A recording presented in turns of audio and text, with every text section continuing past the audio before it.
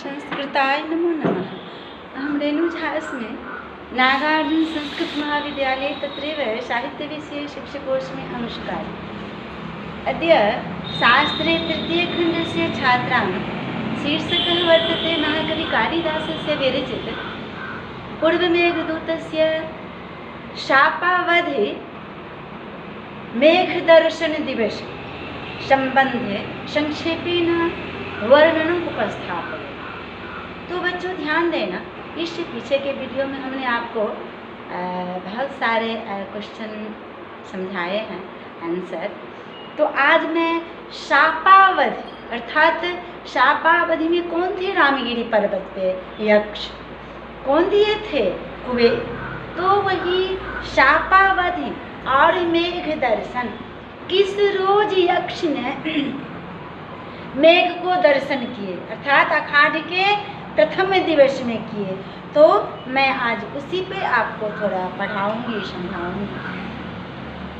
मेघदूत का कथानक वियोग वेदना विकल्प तथा करुणाश्रु स्नात है। इससे अलकाधिपति यक्ष कुबेर द्वारा अभिशप्त एक यक्ष की कथा का कोमल और आर्द्र चित्रण है। यदा अभिशाप का समय कितने दिन का? 1 वर्ष का। यक्ष अपने देवत्व से च्युत होकर के रामगिरी चित्रकूट पर्वत पर एकांतवास कर रहा था।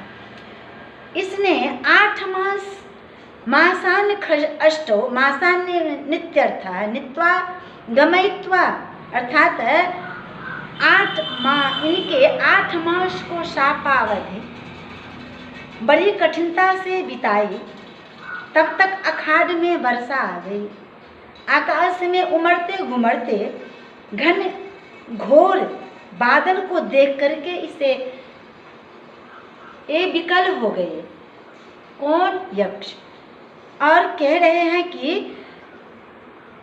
एक विकलता विशेष रूप से हो गया, चूंकि वो अपना मेघ को इस वक्त वो देखा और कल्पना अपना सोच रहे हैं दूत बना करके किसको भेजना है प्रिया के पास, तो मेघ को। तो यही सोचते हुए और कह रहे हैं कौन? तो यक्ष ने मेघ को दर्शन कब किए? तो आषाढ़ के प्रथम दिवस में किए अर्थात प्रथम दिन किए। सो महाकवि कालिदास इस श्लोक के माध्यम से कह रहे हैं, तस्मिन्नद्रौ कतिचिदवला विप्रयुक्तः सकामे तदनीत्वा मासान् कनक बलय भ्रंशरिक्ता प्रकोष्ठ आषाढस्य प्रथम दिवसे मेघमालिष्ट सानुं वप्रक्रीडा परिणत गज प्रेक्षणीयं ददर्श। अर्थात मेघदूत के प्रति साग्रह अभिरुचि रखने वाले कतिपय साहित्यानुरागी विद्वान आषाढ़स्य प्रथम दिवसे के स्थान पर आषाढ़स्य प्रथम दिवसे पाठांतर की कल्पना करते हैं। मेघदूत के कतिपय टीकाकार ने अपने प्रथम शब्द के पाठ को मान्यता देकर के प्रथम दिवस पक्ष में ही बहुमत स्थापित किया है। अब यहाँ कह रहे हैं कि आषाढ़ का प्रमुख दिन, जिस दिन उक्त मास पूर्ण होता है अर्थात आषाढ़ी अमावस्या, कृषि आदि उसी दिन से प्रारंभ होते हैं, इसलिए उक्त दिन प्रमुखता प्राप्त हुई है। कृषि कार्य, हमारे किसान लोग कृषि कार्य उपार्जन करते हैं ना, गेहूँ धान इत्यादि। यह तर्कहीन विचार पद्धति है कि आषाढ़ों अमावस्या को आषाढ़ का ही प्रमुख दिवस है। कृषि आदि उस दिन ही प्रारंभ होते हैं। कृषक तो ज्येष्ठ मास से ही जब रोहिणी नक्षत्र का शुभागमन होता है, बीज वपन प्रारंभ कर देते हैं, तो फिर आषाढ़ की अमावस्या को ही कृषि कार्य के लिए किस तरह प्रमुखता दी जा सकता है, ये भी संभव नहीं है।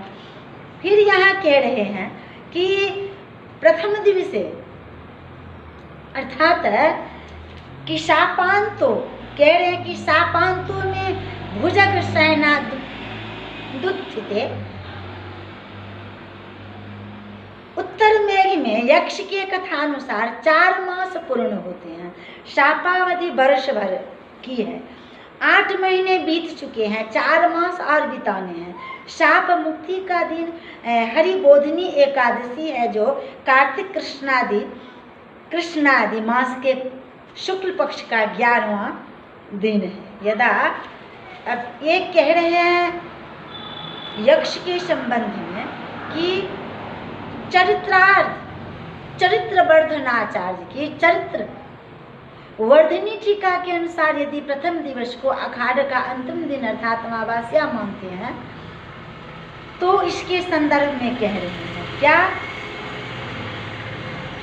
दिन गणना के क्रम में महामहोपाध्याय ने गिनने की जाने कौन सी रीति अपनाई है, जिससे उनके मत से 4 महीने पूर्ण होने में 20 दिन कम रह जाते हैं। ये महोदय का कहना है यद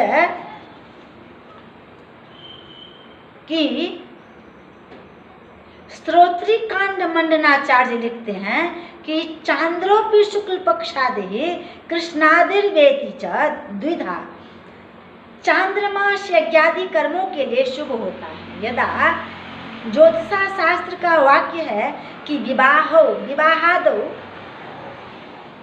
विवाहादौ स्मृतः षोडौ अर्थात शौरो यज्ञादो श्रावणः स्मृतः अर्थात विवाह आदि कर्मों में सौर मास तथा यज्ञादि कर्मों में श्रावण चंद्र मास विहित है। यज्ञादों की आदि शब्द के प्रत्येक शुभ कर्म का सूचन होता है, अर्थात चांद्रमास में शुक्लादि मास शुभ कर्मकर्ताओं के लिए अत्यधिक फलप्रद है। कारण शुक्ल पक्ष शुभ का द्योतक है। प्राण प्रिय प्रेयसी के निकट अपना शुभ संदेश भेजना अभिशप्त यक्ष के लिए महान शुभ कर्म। अतः निश्चित है कि चतुर यक्ष ने उक्त शुक्लादि मास को शुभप्रद मानकर संदेश भिजवाया है।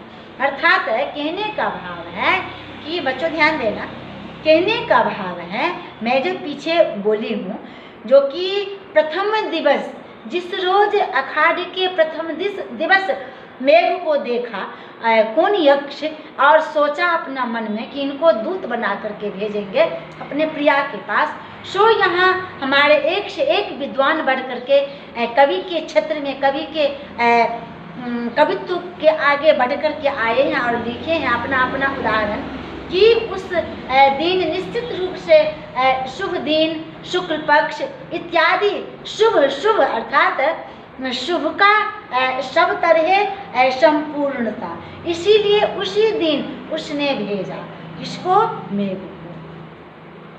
फिर कह रहे हैं कि प्रथम दिवस के समर्थन के आधार पर पूरे 4 महीने की शापावधि निर्णय।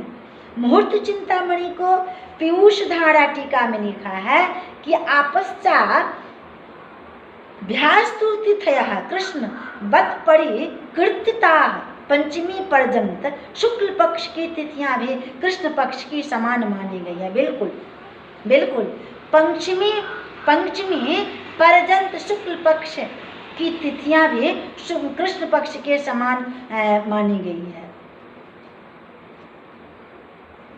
अतः शुद्ध शुक्ल पक्ष षष्ठी से ही प्रारंभ होता है और जिसका पक्ष कृष्ण पक्ष की पंचमी को पूर्ण होता है, उक्त प्रमाणानुसार सिद्ध होता है कि प्रचलित कृष्णादि मास के अनुसार आषाढ़ शुक्ला षष्ठी को यक्ष ने मेघ दर्शन किया, जो शुक्लादि मास के अनुसार आषाढ़ का वास्तविक प्रथम दिवस।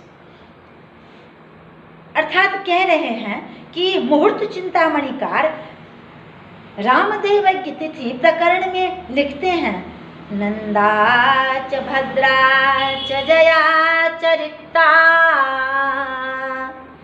नंदा च भद्रा च जया च रिक्ता, पूर्णे तिथ्यो शुभ मध्य सस्ता,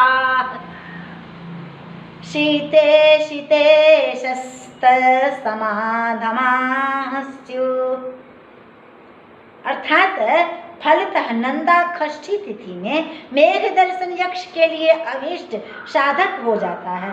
इस प्रकार अखाढ़स्य प्रथम दिवसे को अखाढ़ शुक्ला षष्ठी शुक्लादि मास के आधार पर माना जाए तो 4 महीने से 5 दिन अधिक हरिबोधिनी एकादशी कृष्णादि मास के आधार पर प्रचलित है। अर्थात कहने का भाव है इनका कि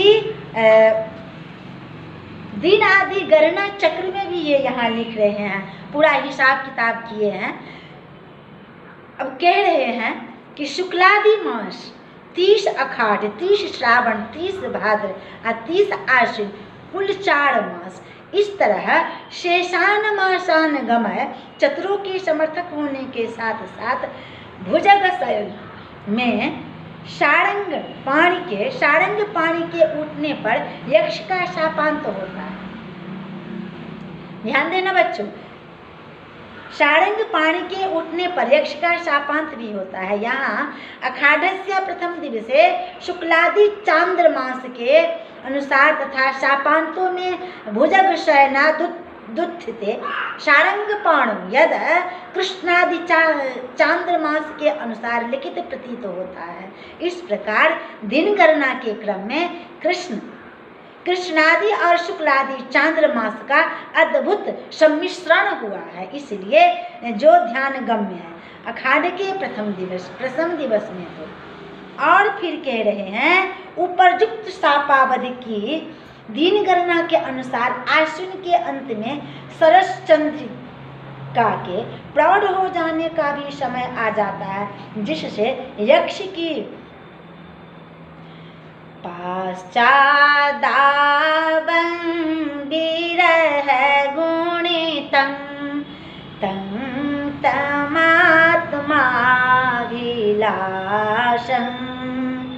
निर्वेक्ष्यावह परिणतसर चंद्रिकाक्षपाशु।